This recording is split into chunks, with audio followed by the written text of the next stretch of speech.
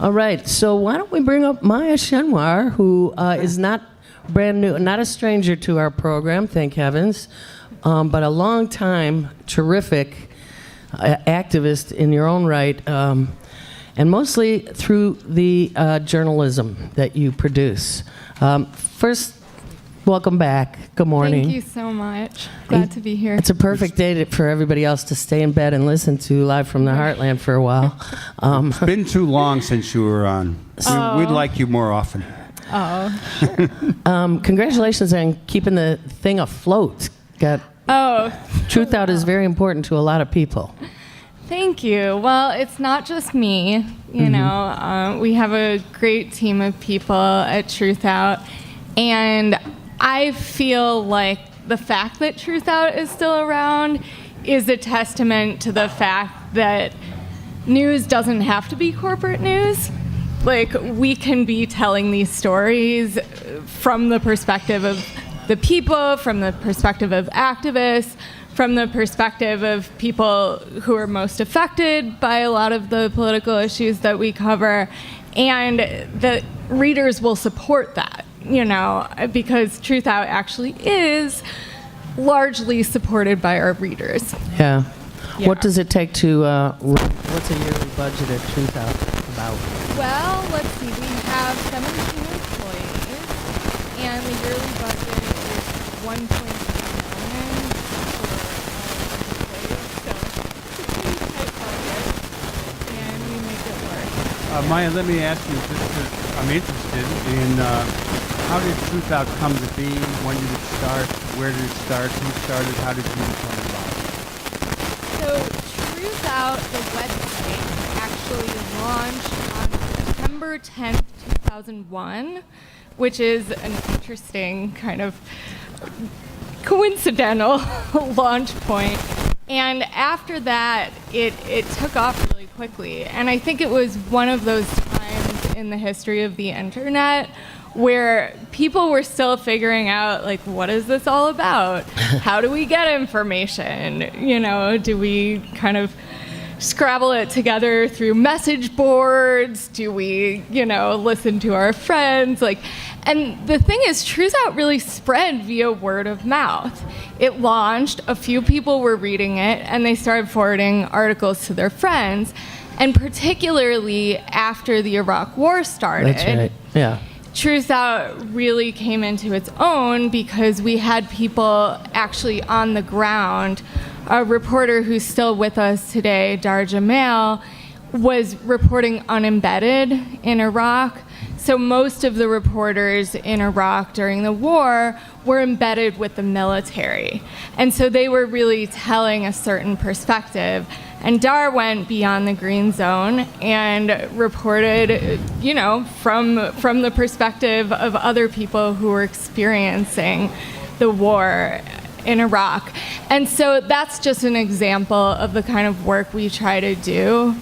And it's really carried forward till today. It's an animal of the internet, as you just said, and so much of what is grounding people in resistance and whatever awareness they're seeking in today's kind of scary situation is grounded in the internet. And I think that you came about in the exact moment that you could have. Right. Given.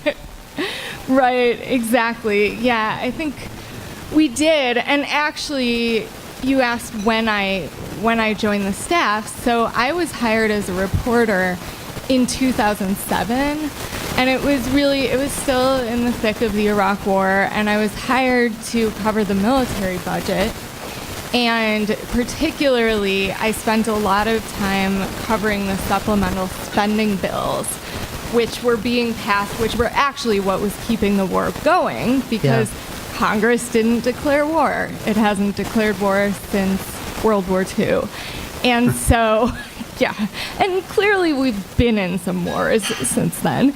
So yeah, I was covering that, and that really gave me a grounding in where we were going moving forward and all of the other things I've covered since, because I was actually spending a lot of time covering the Democrats. and all of the failings of the Democrats in that regard, how they were just kind of standing back and letting these bills pass. Except for that Barbara Lee person. Yes, I love Barbara Lee. She's my congressional love her. crush. Yeah. Yeah. You know, we're going to talk a little bit more about the budget. You have an article in a recent issue of Truth Out about time to dismantle Trump's murder budget and defund militarism. But I do want to follow up a little bit on my question. Since Truth Out came on the scene, and I first heard about it through someone sending me articles, an old high school friend, there are now innumerable news sources online that weren't there when Truth Out was first online. Right. I mean, the New York Times just floods Facebook with information. In these times, Alternet, you know, there's a long list. How has that affected you? I mean, I know that we are rooting for more and more people covering the stuff, but as someone who's tied to a certain journal, how does that affect you, and are you really happy that there's a proliferation of information out there? Yeah, I'm thrilled because Truth Out can't cover everything, unfortunately. And I think that particularly in the last few years, we've come to terms with the fact that we shouldn't be trying to cover everything. So what Truth Out does is we develop our reporting in certain areas. We really focus on our original reporting. So one example is climate change. We've done a lot on health policy recently. Criminal justice is one of our specialties. We do a lot with economic justice and the economy in general. But we also rely on partner publications. So we actually collaborate a lot with others in independent media, and specifically not in the corporate media, to make sure that we're presenting a wide range of coverage on all kinds of issues. So for example, we don't do a lot of coverage on the labor movement, but we do occasionally reprint articles from In These Times, and they'll occasionally reprint us on their blog. And so we're sharing all of our articles with a wider audience. So does that mean that both Truth Out and In These Times are Chicago-based? Well, you know, I wouldn't say Truth Out is Chicago-based. That's what I thought. Because we've got people all over the country, and we all work online. But you're here. So that's true. I'm here, and we actually have... The internet is supposed to be countryless. Right. Where is this person talking from? Yeah, I mean, the thing is, we actually have 4 other full-time people on staff in Chicago, so I think we're just secretly growing our Chicago base. And Not anymore. Yeah, right. Your secret's out. Can we talk a little bit about this militarization article? Yeah, let's talk about your article. I mean, I know you've done a lot of work on prison, gender things, but you also are clearly focused on the military question. But why don't you tell us, give us an overview of this article? Yeah. It's excellent. Oh, thank you so Everyone much. should read it. Thank you. Yeah, so as I mentioned, I've been covering the military budget for, I guess, about 11 years now. I haven't been covering it myself for quite a while. I'm not a reporter, but it's something that I've always followed, and I actually see it as really tied to prisons and to policing, because these are all forms of state violence that our tax dollars are going to, and they're happening in ways that overlap, right? We've all heard about police militarization. We all know that this violence is generally enacted against communities of color, whether it's here at home or overseas. And so I tried in this article to bring those issues together. And specifically, I was focusing on Trump's budget proposal, the skinny budget that he released recently, and I guess last week. And What does he think? We're making martinis or something? right, oh, it was Come so on. strange. And a lot of people were saying, oh, it's a skinny budget because he's defunding everything. And the thing is, he's defunding everything that's good, right? If this budget should go through, which it won't. But what he's proposing is cutting, massive cuts to the Environmental Protection Agency, massive cuts to all sorts of programs that help the poorest people in the country, including a lot of the people that voted for him in Appalachia and other parts of the country. Cuts to, of course, the National Endowment for the Arts, so all of these good things. But it's not a skinny budget because at the same time, he's really escalating military funding. So can I ask right there, one of the things that was reported in the very short course that occurred with Trump developing his budget, quote unquote, was that he rolled back or ended something that was it was in the Obama era that was holding back increases. I forget the title of that, but I wonder if you, with your research and your expertise in this, was Obama actually somehow managing to limit the increases in military spending? Yeah, I mean, there was a cap, and it went into effect, I believe, late in his administration. But I think we have to keep in mind, and this is something, actually, when I first started writing this article, that Obama's military budgets weren't small, right? The military budget has been over $600 billion, and like last year, right? And also, the military budget has been the majority of discretionary spending for quite a while, I think since 2003.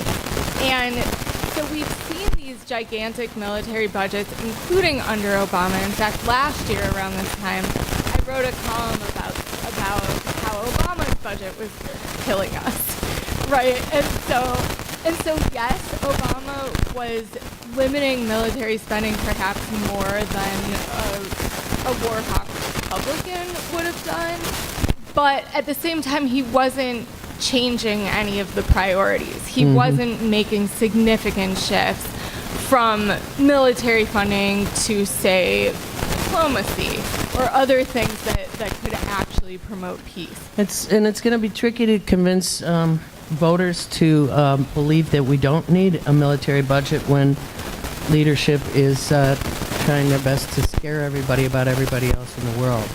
Right. There's that. What is the exact percentage of the entire budget that's military? 54 or? Yeah, I think last year it was around 54, and this is the discretionary budget. And it's actually, like, people have this idea that, well, like, that's the way it has to be. It's always been that way. But it's really the past 15 years that it's scaled up that much. I mean, it's always been too high. But we're seeing now a higher military budget than we saw during the Vietnam War. We're seeing a higher military budget than we saw under Reagan when the Cold War was amping up. And so I think that really we have to keep in mind that this is not ahistorical. It's not the type of thing where, well, it's too bad, but it's got to be this way because otherwise, the world would cave in. I actually think that the world would like us a lot better if we weren't funneling more money into our military budget than the next 7 countries combined. You put it in one sentence. You said, the way in which U.S. militarism is taken for granted mirrors the ways in which other forms of mass violence are deemed inevitable. Policing, deportation, genocide and erasure of indigenous peoples, the exploitive market-driven healthcare system, the vastly inequitable education system, and disastrous environmental policies. That's quite a sentence. Yeah, well, I think it's really important to draw those links, especially since the way politics tends to happen is kind of in these issue silos. And a lot of people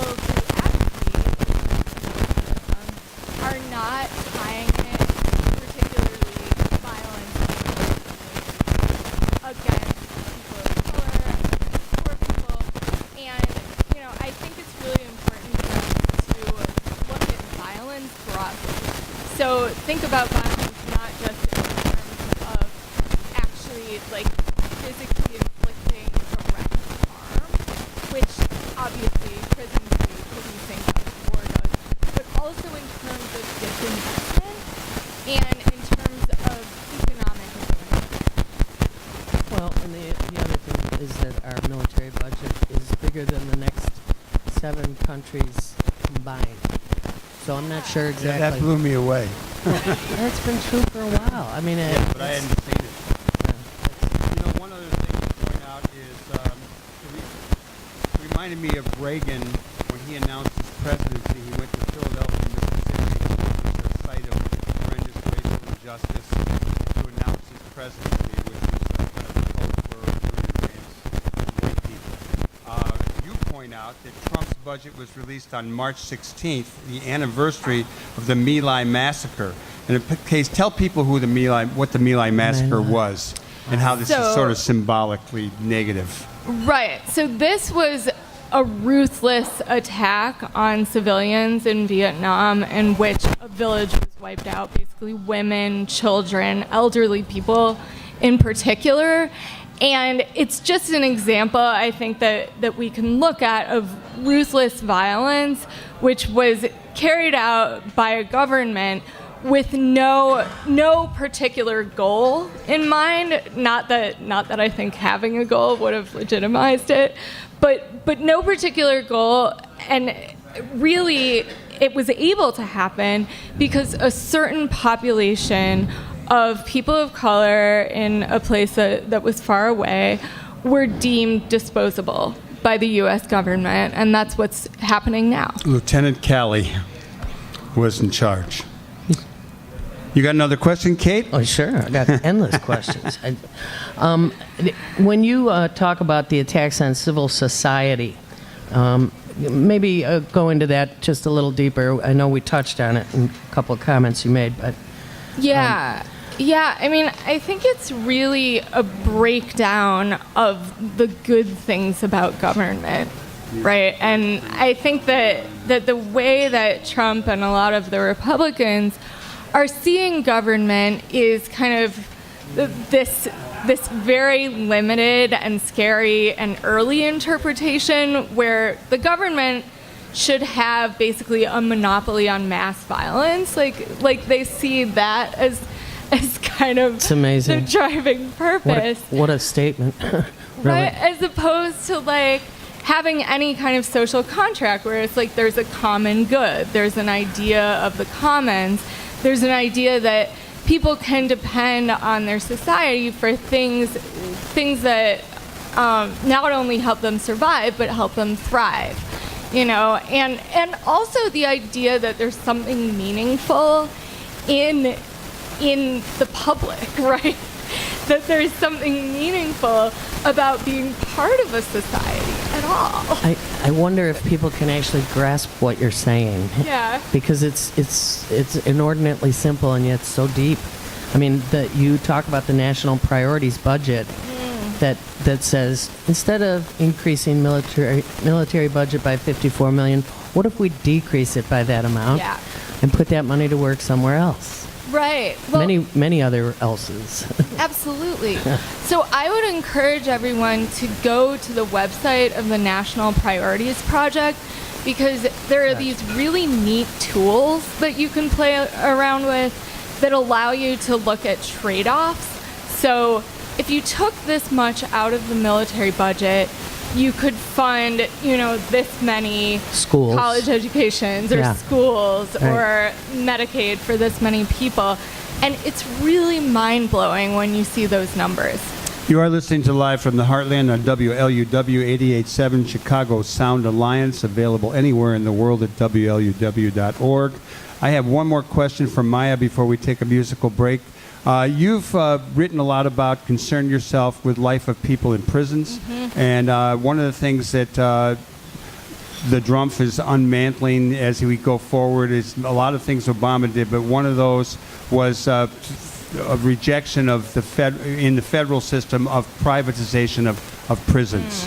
And your thoughts on that, because the privatization of things has a really negative rippling effect, I think, and the prison thing really leads to lots more injustice. Your take on Yeah, absolutely. And I think when you look at private prisons on the federal level, it's especially important to look at how that's playing out in terms of immigrant detention, because that's actually where a lot of those contracts are happening, and you see it fits perfectly into Trump's game plan that he would say, well, we're going to need a lot of these. Like, he basically said that straight out. He said, we're going to need a lot of these.